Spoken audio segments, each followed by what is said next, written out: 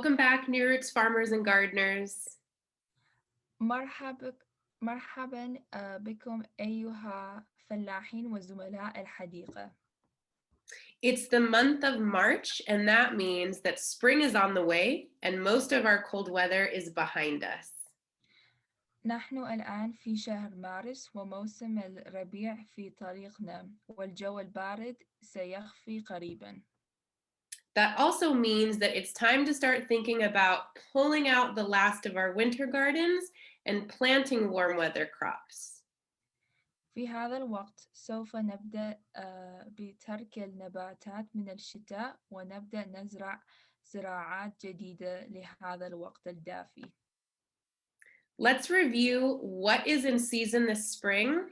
Here are some plants that you can begin planting now in your gardens. لنراجع أي نباتات معينة لوقت الربيع وأي النباتات تستطيعون أن تزرعون الآن في حدائقكم.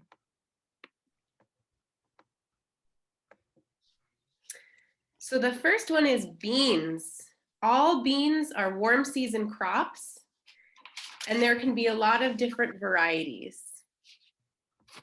أول زرعة هي الفاصولية.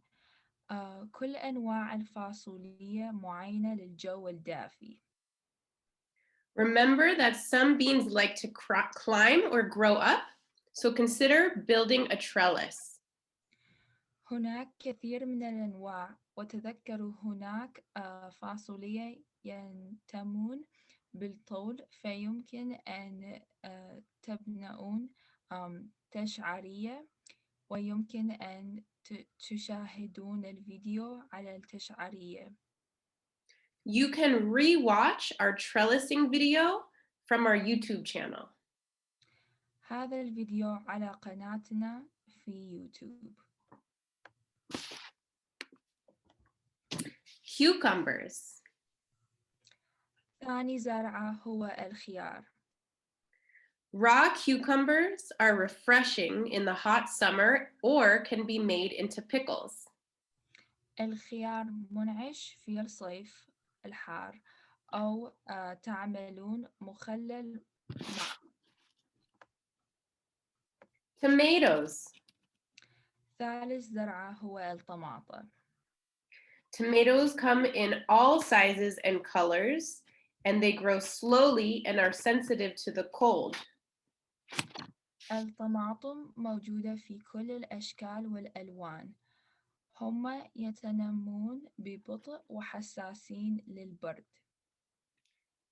It can be beneficial then to plant a small tomato plant in your garden that already has a few leaves instead of planting directly from seed. فأفضل شيء هو إذا زرعتوا طماطم صغيرة في حدائقكم ولا تزرعونها مباشرة من البذرة. Amaranth. رابع زرعة هو القطيفة. Most greens are cool season crops, but amaranth grows in the spring and summer, so you can eat nutritious greens all year long. معظم الخضار معينة مع البرد ولكن القطيفة تنمي بالربيع والصيف حتى تأكلون خضرة مغذية كل السنة. Peppers. خامس زرعة هو الفلفل. Do you like bell peppers or hot and spicy peppers in your garden? تحبون فلفل حار أو فلفل مابيل في حدائقكم؟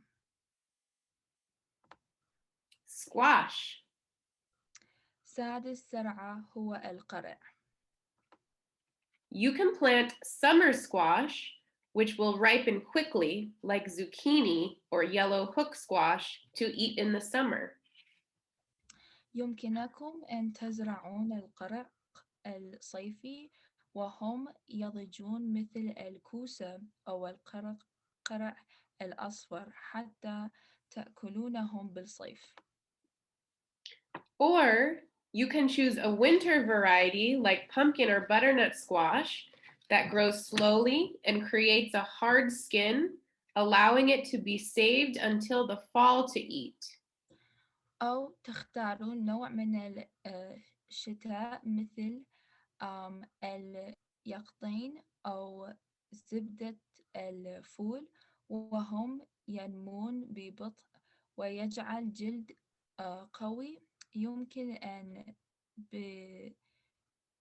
يمكن أن تحفظون بنحفظ حتى ينأكل في الخريف. النوعين معينة للزرع في حدائقكم الآن. Both kinds can be planted in your garden now. I already translated this part, I'm sorry. That's okay. Okra, eggplant, and melons are delicious spring crops and come in lots of varieties. زراعات مثل بامية، باذنجان، والبطيخ زراعات لذيذة بالربيع وموجودين بكثير من الأنواع. Some herbs and flowers can be grown in hot weather, like sunflower, calendula, and basil. بعض الأعشاب والورد ينتمي في الجو الحار مثل الوردة، عباد الشمس، الذريون والريحان. Basil and tomatoes like to grow near each other, so remember that when you are planting your garden. أفضل شيء إذا الريحان والطماطم مزروعين بجانب بعض، فتذكروا هذا من تزرعون في حديقتكم. Corn is a summer crop too, but takes lots of water and is not always successful in our desert gardens. الذرة زرعة الصيف أيضا، ولكن تأخذ كثير من الماء وليس معينة للحدائق في الصحراء. Remember this if you are thinking about planting corn this year. تذكروا هذا إذا أنتم تفكرون على الذرة في حدائقكم لهذا السنة.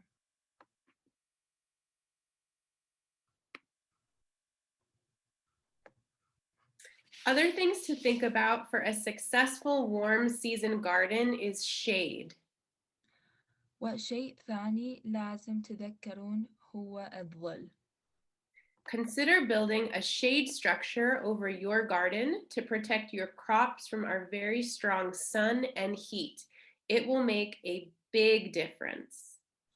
يمكنكم أن تبنوا شيء للظل في حدائقكم حتى يحمي نباتاتكم من الشمس القوية. هذا سيفعل اختلاف كبير في حدائقكم. You may also want to put mulch in your garden, like hay, to keep the soil temperatures low and to conserve water in the ground.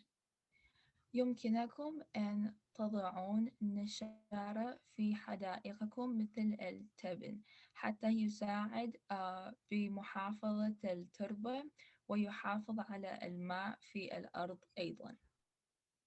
A good time to mulch your bed is once your plants are a few inches tall. الوقت المعين للنشارة هو عندما نباتاتكم كبروا قليلاً. What warm season crops will you plant in your garden this spring? Tell us in the chat and we will see you next time. أي نباتات للموسم الدافئ ستزرعون في حدائقكم لهذا الربيع؟ خبرونا في الشات وسنشاهدكم مرة أخرى.